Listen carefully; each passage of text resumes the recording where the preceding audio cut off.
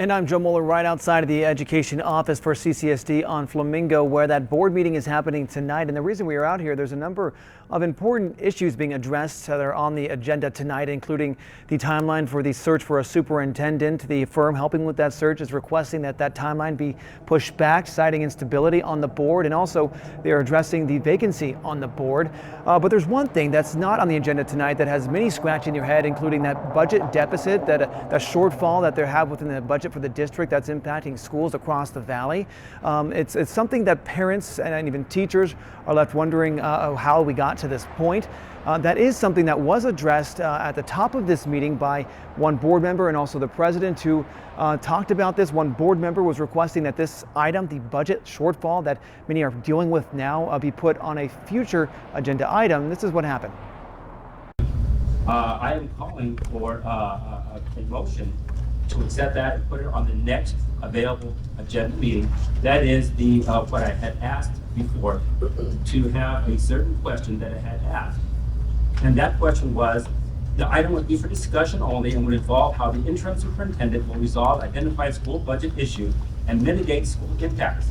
Trustee Baron, you have exceeded your time. To avoid future Colleagues, I'm going to ask you to please ask Trustee Baron to accept that he is not on the mic. And now we're going to take a live look at the feed from inside of this meeting taking place right now.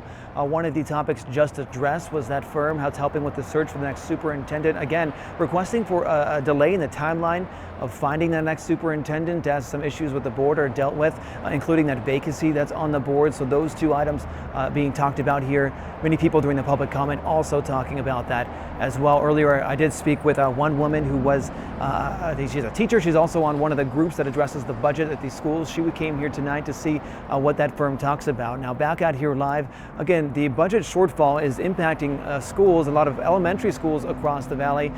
Those groups, they're called SOTs. They work on the budgets with these schools. They are now working to revise their budgets because of the shortfall that was discovered within the past week or so. And those revised budgets are due tomorrow. So there's a lot of schools scrambling right now.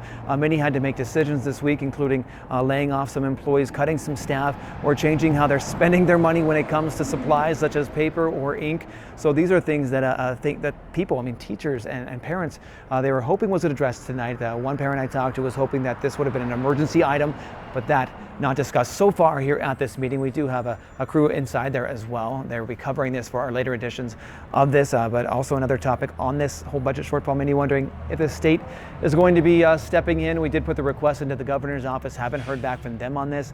We did put a request into the Nevada Department of Education, and they did get back to us and say they're working with the governor on addressing the shortfall that's happening within the district now. But we put in another question. Haven't gotten an answer just yet, but we'll have much more tonight coming up at 11 with Giovanni Carrillo. Have a live report. Back to you.